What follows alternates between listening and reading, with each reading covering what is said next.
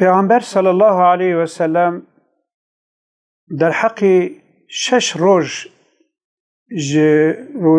ماه شوالی ده 6 روز گرتنا روزی ماه شوالی و هذا بيجي حدیثی که خوی صحیح ده.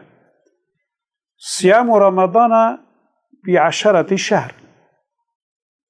ماه رمضان تكي دهمه خيرك بدهاية أو دهمه تي حسابه. وصيام 6 أيام بشهرين روجيا 6 روجاجي أو جي دمها تي حسابه فذلك صيام السنة. پیغمبر به أبا روجيا صالكي تمام بو. يعني برمضان وبشش روجي شوال بيرة وكا كمروف صالكي روجي قلت بي خود تعالى جمروف قبولتكي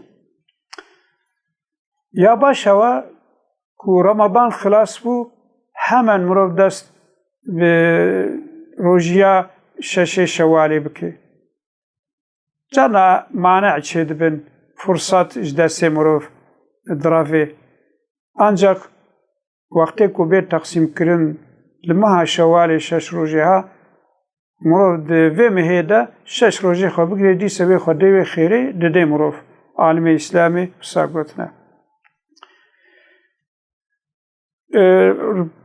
مروف سراو که زحب سکنه مثلا روزیات دشنبو پیرشنبه و حتیش مروف به مروف سر بسکنه در حق ویدی پیغمبر هاد بیجی تعرض الأعمال على الله يوم الاثنين ويوم الخميس. شحفتي عمل إنسان رجاء دشنبو رجاء بيشنبه دشي حضور رب العالمين. فأحب أن يعرض عملي وأنا صائم. پیغمبر صلى الله عليه وسلم قلت يا استخوازم كو عملي من قبل هر عرضي خده ببي شاني خده بدن از بروجي بم بلد نابع عمل مده إلا روجي هبه. الحديث كديدة پیغمبر دي ساعات بيجي تعرض أعمال الناس في كل جمعة مرتين.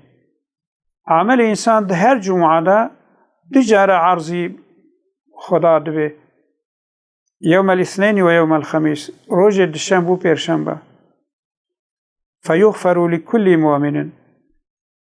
هر مؤمن اشترف خده و تعفو کرن إلا عبد بينه وبين أخي شحناء آنجا عبده کی کنا بینوی برای مسلمان بغض کین هبه غید هبه فيقول اتركوا أو ارجعوا هذين حتى يفيئا دبي و هر دو ترک بکن و پاش بخن حتى كلاب نون حتى لب نون عملي و تأسقية دميني عملي و معلق دميني جوي قاسي جركا سيرو جا زحفتش نابينا مسلمان دا غيت توابنك ويكشي أيام البيض هنا حيف دوادا زح بارلاقا پیغمبر صلى الله عليه وسلم در حق وعد جيد بيا أبا ذر إذا صمت من الشهر 3 أيام فصم 13 و14 و15. جواتج مه 3 روز روزی بگیره روزا 13 مه 14 مه و 15 مه روزی بگیره یا أبا ذر. حتى پیغمبر صلى الله عليه وسلم حديثه كي كو عبد الله كري عباس رواية كريا بكان رسول الله صلى الله عليه وسلم لا يفطر أيام البيض في حضر ولا سفر.